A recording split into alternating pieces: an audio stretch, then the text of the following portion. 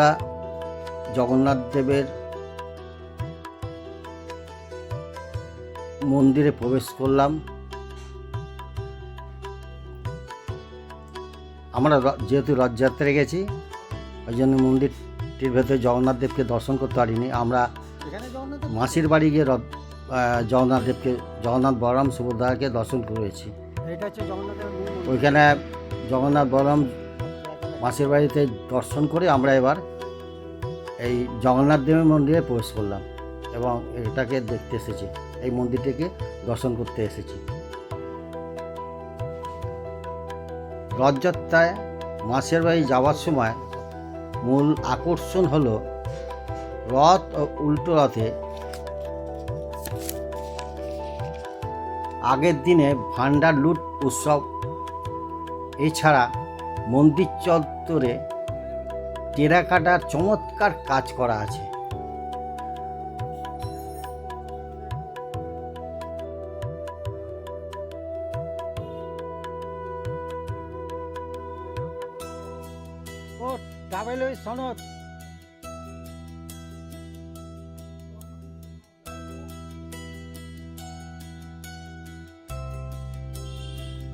আপনাদের দেখাচ্ছি মন্দিরটির দেয়ালে প্রত্যেকটা অংশে টেরাকোটার কাজ করা আছে।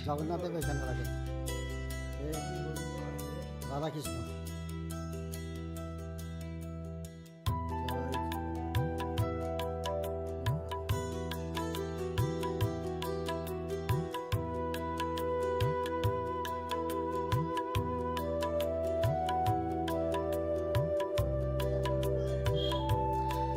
হুগলির এই গুপ্তিপাড়ার জগন্নাথ দেবের ইতিহাস ও রথযাত্রার বাংলার এক প্রাচীন ঐতিহ্য।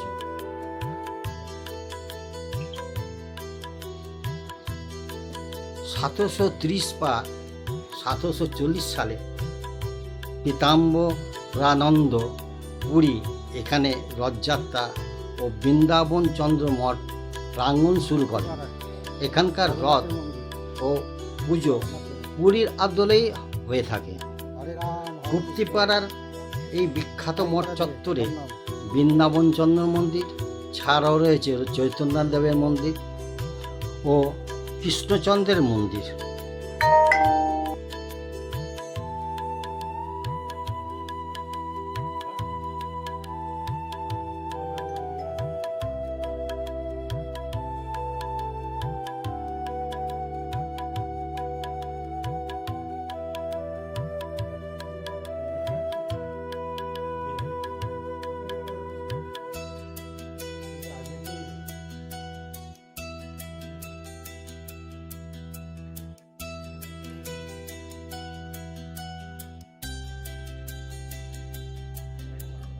এটা হচ্ছে রাধাকৃষ্ণের মূর্তি। এই রাধাকৃষ্ণের ঘরটি আপনাদের দেখালাম।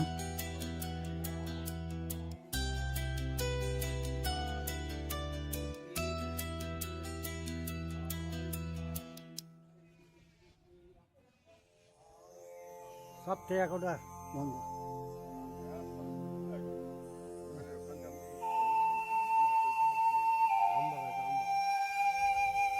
দেখুন গুপ্তিপাড়া জগন্নাথ দেবের মন্দির, এটা সব তাহলে দেখুন আমবাগানটা, এটা হচ্ছে আমবাগান।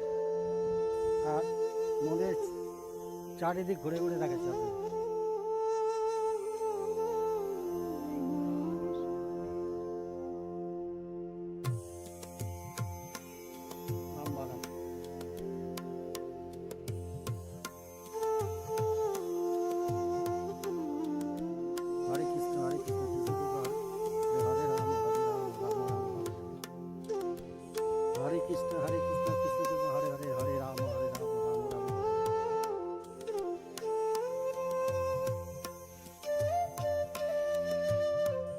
জগন্নাথ দেব ঘুরে ঘুরে আপনাদের দেখালাম। জয় জগন্নাথ, জয় জগন্নাথ, জয় জগন্নাথ, জয় জগন্নাথ।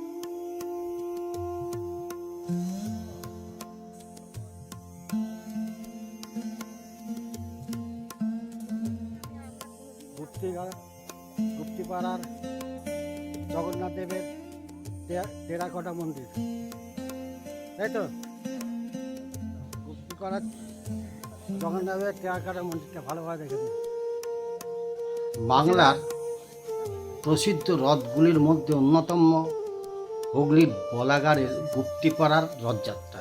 সারা বছর জগন্নাথ দেব বৃন্দাবন জিউ মন্দিরে থাকেন। রথযাত্রার সময় মাসির বাড়ি যান। জানা যায় 1740 সালে এই রথযাত্রা উৎসবের সূচনা হয়। গুপ্তিপাড়ার রথ বৃন্দাবন জিউ রথ নামে পরিচিত। এই বছর 286 বছরে পদার্পণ করল গুপ্তিপাড়ার রথযাত্রা। বছরের অন্য সময় ঐতিহ্যপূর্ণ বৃন্দাবন চন্দ্র মঠের পাশে বছরভর এই রথ টিনের খাঁচায় ভরা থাকে। এই রথ 4 তলা, উচ্চতা প্রায় 36 ফুট, দৈর্ঘ্য ও প্রস্থ 34 ফুট করে। আগে এই রথ ছিল 13 চূড়ার ও 9 চূড়ার রথ। বৃন্দাবন মন্দির থেকে জগন্নাথ, বলরাম আর সুভদ্রার রথে চলে যান প্রায় 1 কিলোমিটার দূরে গোসাইগঞ্জ বড়বাজারে মাসির বাড়ির। এখানে জগন্নাথ দেবের গায়ের রং কালো বর্ণের, বলরামের গায়ের রং সাদা আর সুভদ্রার গায়ের রং হলুদ বর্ণের হয়। গুপ্তিপাড়ার রথযাত্রাটি একটি নিজস্ব বিশেষত্ব হল ভান্ডার লুট। উল্টো রথের আগের দিন হয় ভান্ডার লুট। রথের সামনে থাকে একটি সাদা ও একটি নীল বর্ণের 2টি ঘোড়া। এছাড়া রথে থাকে বিভিন্ন পুতুল। তাদের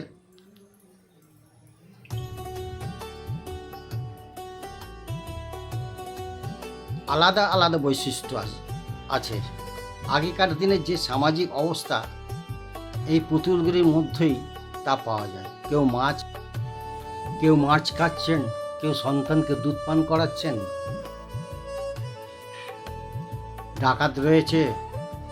ভাই বোন থেকে শুরু করে সমাজের বিভিন্ন দিক থেকে এই রথে লক্ষ্য করা যায়।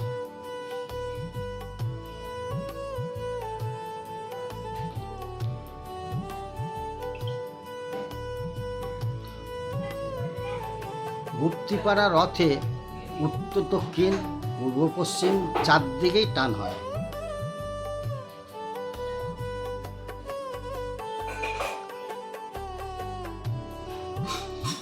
এত সুউচ্চ কাঠের রথ খুব কম দেখা যায়।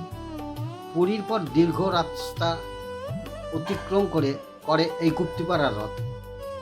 জগন্নাথ দেবের হাত থাকে না, কিন্তু এই গুপ্তিপাড়ার রথে অন্যতম একটি বৈশিষ্ট্য হলো জগন্নাথ দেবের হাত ও কান থাকে। তিনি ভক্তদের কথা শোনেন এবং ভক্তদের উদ্দেশ্যে তিনি জ্ঞান মুদ্রা বাড়িয়ে থাকেন। বুধবার রথযাত্রা, তাই রথের গায়ে পড়েছে নতুন রঙের তুলির টান। কাঠ দিয়ে মেরামত করা হয়েছে রথকে, ফুল দিয়ে সাজানো হয়েছে গোটা রথকে।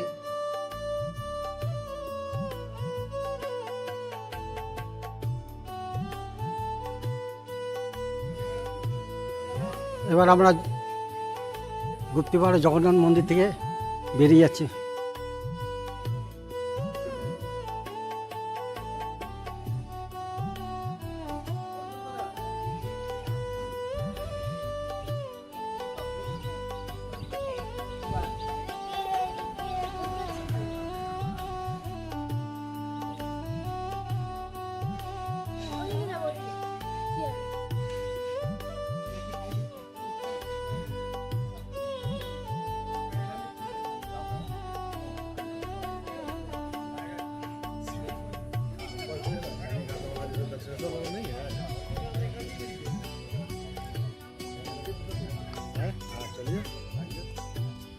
এই গুপ্তিপাড়ার জগন্নাথ মন্দির থেকে আমরা বেরিয়ে যাচ্ছি। এবার অন্য স্থানে যাব।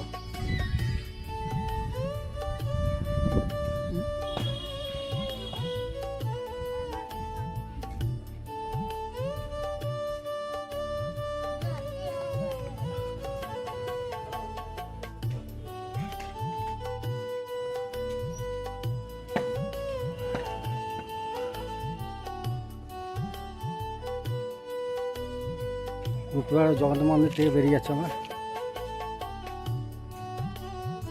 চলো, জুতো কোথায় রাখি? ওই জায়গায় জুতো পরে আসেনি। কোথায়?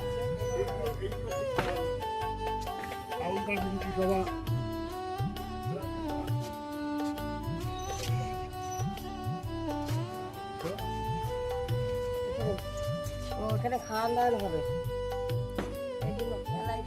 না, সব পয়সা দিয়ে টিকিট কাটতে হবে।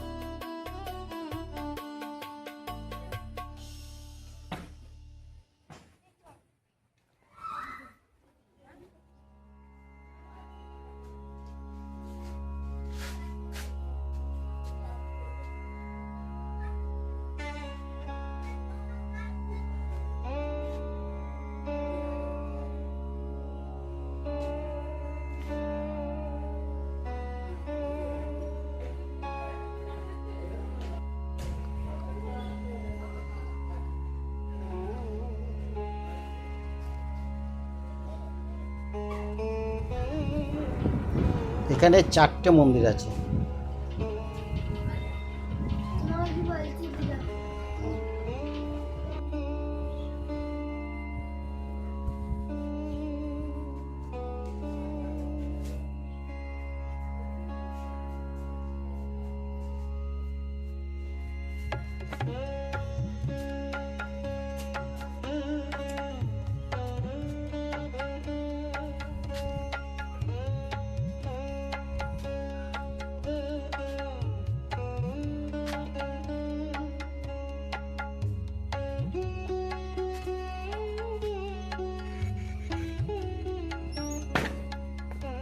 এবং আমরা গুপ্তবার জগন্নাথ মন্দির দেখে বেরিয়ে যাচ্ছে।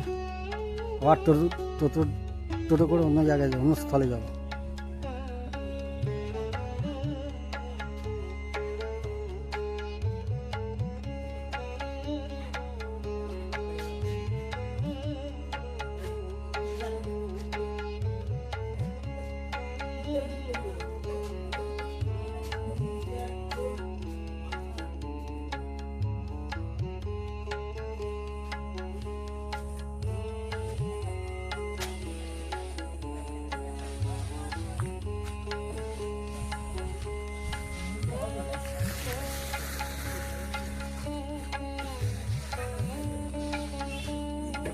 এই